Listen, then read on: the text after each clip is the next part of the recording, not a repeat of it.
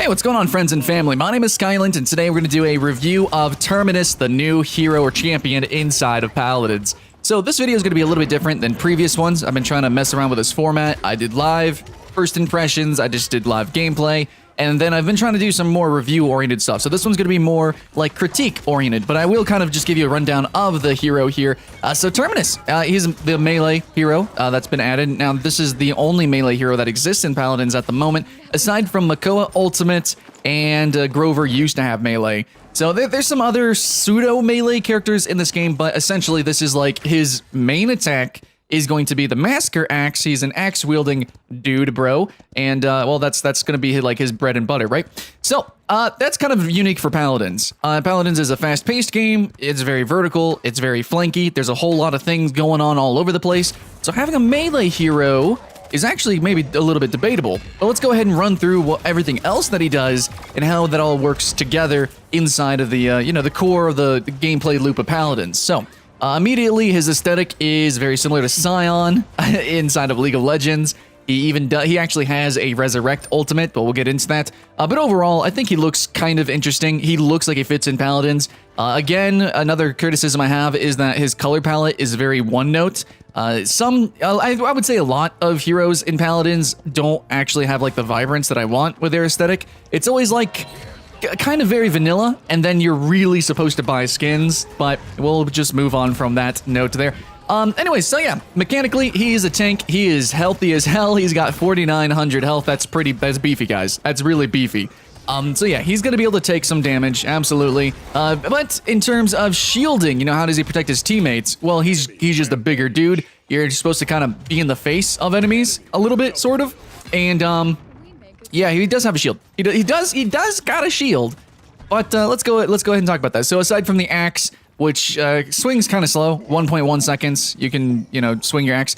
It says a large arc on the website. I don't like when games like give me sort of a vague definition of the size of things. Like if it's small, big, large, epic, no, you can't trust that. Basically, from my experience, this is not large compared to Overwatch's Genji or Overwatch's Reinhardt. The melee range is not large, especially considering like Gigantic's melee characters. It feels like Makoa. It basically is Makoa's melee. But yeah, so enemies will take 700 damage. That's a decent amount of damage, but it's melee, and it is not large. It is a very smallish area that you can actually melee people. So you do that, you get in people's face, you kind of block, body block with your health, obviously. But then we get into what I think is kind of like what's really cool about him, and he has an ability called Power Siphon. This is kind of directly emulating D.Va. Basically, you make a shield in front of you. I don't really know if it blocks more than kind of just in front of you, so you're still kind of just body blocking, but you put a shield up and it does actually block pretty much everything. And it is a channel, sort of, it's, I guess, kind of like resource. It's not like ammo, or it's not like a cooldown, so it actually does refresh. You can actually see that on the screen. So that is going to absorb projectiles as well. And this is pretty cool because this goes in tandem with his right click, which is called Calamity Blast. Now, frankly, if he only had these two abilities and you could constantly use them, this would be probably the most fun character in an FPS, period. However, it's kind of just a portion of his kit. You're really just meleeing most of the time, and that's kind of, yeah. Anyways, so Calamity Blast is going to be like your Hadouken. It's going to be like a fireball. So you're going to fire a projectile. It deals 250 damage, which isn't a lot. And even though it's a projectile, it actually kind of moves kind of fast. I don't think it really has much splash, though. But basically, it's just 250 damage, little Hadouken. Really good for zoning or finishing off people, or maybe some poke, But really what you want to do is Power Siphon, and you absorb projectiles, and then you get these little knocks there. You get extra little projectiles that you can shoot with Calamity Blast. So then you can like do some huge burst. Like if you do get one melee swing, or even not, like you might be able to kill somebody just like you run down kind of machine gun the Calamity Blasts. So like I said, it would be really awesome if you could just Power Siphon Calamity Blast, Power Siphon Calamity Blast, and you can kind of do that, but the cooldown's pretty high, and again, it's not the biggest, most intense amount of damage, and it's not like you're really shielding your whole team like you would with a Reinhardt shield or the D.Va actual shield. So it's a little bit different, and I do like how it plays together with these two abilities, and I just kind of want to keep playing that, and you kind of can. You really can Calamity Blast frequently.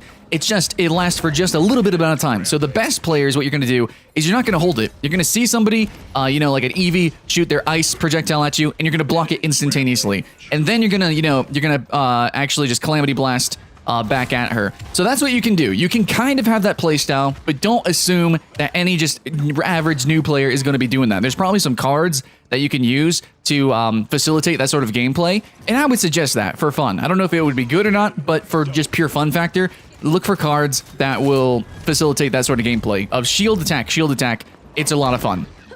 Then we have Shatterfall. This is going to be more of something to help you melee, because essentially the melee, like I said previously, Paladins is a fast game, right? It's all over the place. Melee is just not really going to work. Unless they increase the range of his melee, that's not happening, especially on payload. So Shatterfall is going to be similar to Reinhardt's ultimate, except it just does damage and it slows. But it's also a leap. It's more of a leap in the air versus leap horizontally, which is actually pretty cool. I would prefer if we could leap a little bit higher, because I think there's a lot of platforms that we can almost get on top of, but we can't quite do that. And it'd be really fantastic, because most tanks in this game don't have any sort of vertical, you know, like counter. Like you can't, like a lot of people, flankers especially, are gonna be just above you. And all you can do as a tank is just kind of get hit, you know, that's all you can really do.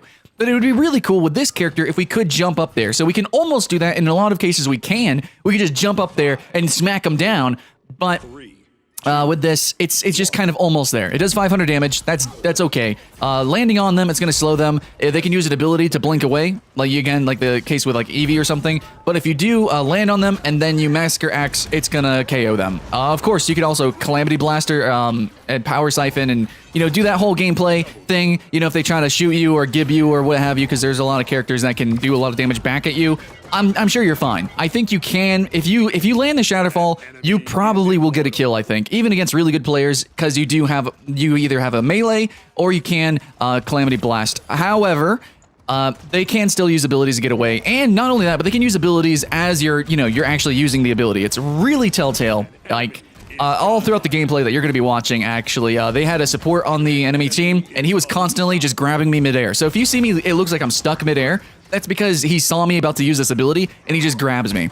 So that's kind of hugely detrimental to me. And not only that, but I think the gameplay in the background is going to be really exemplary, because we're actually playing payload, which, frankly, I think that if you're playing payload, you will never ever pick this character, because people can just kite you around the payload. Now, any other game mode, you know, with open field, that's fine. But if you have something that people can kind of run around, you're just not going to be able to melee them. You're just not going to be able to properly play this character, especially because of his ultimate reanimation, which is essentially a Diva ultimate. It activates on death, though. Reanimation, when you die, you come back to life after 2.5 seconds, and there's a giant, massive explosion that does 4,000 damage.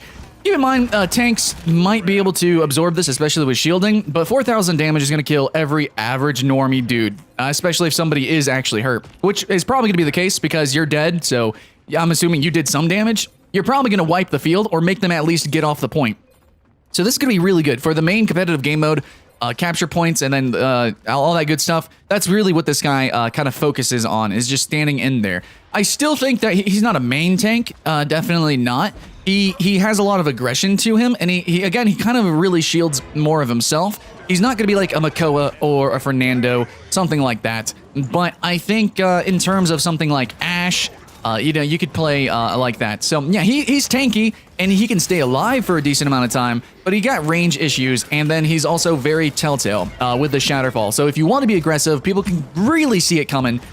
Even more so than something like Ashe, which, yeah, you can see her charge up, but then she instantaneously runs forward and knocks you back. So, this guy, he's kind of interesting. He's got some interesting concepts, but I do want to, again, reference what I think this game referenced here when they designed this guy. Is they essentially took Reinhardt and Diva from Overwatch, combined them, and then aesthetically painted them like Sion from League of Legends. But really, the unique gameplay with this guy, if they could retool him, rechange them, or, change around some numbers, I think it'd be really fun if we mostly played with Power Siphon and Calamity Blast, which is going to be the shield and then Fireball. Shield, Fireball. That would be really cool gameplay. There's some characters in other games and other MOBAs like Battle Right that have characters like that, where you shield, attack, I think that's a really cool kind of playstyle. But since this guy does focus on melee, it's just a little bit, it's a little bit awkward. But I think it could still work. I think we could still have some fun. We got to play around with some cards, and we got to play around with some legendaries. We got to see some builds. So immediately, I think you might actually take movement speed because he is the only melee character in this game, or maybe not because he's just meant to kind of stand on the point anyways. So maybe you don't. Maybe he's just supposed to be somebody that you just throw into the mosh pit and he just brawls around. I think he could be really fun. I think it could be very interesting. I love characters with counters. This game actually has a great deal of counter characters, and so this is a really cool mechanic. Even though it does, I think it's very reminiscent of other characters in some other very similar games. I think in the end, this guy could be fantastic, but right now he's just kind of okay. I think you could fall in love if you get really good with Power Siphon and Calamity Blast, but for the most part, the fact that he is melee, I don't think the melee is satisfying, and that's kind of his main gimmick. And overall, it's too telltale. It's too hard to actually play proactive with him, and so basically you're just going to sit on the point and wait for people to kind of run into your lawnmower.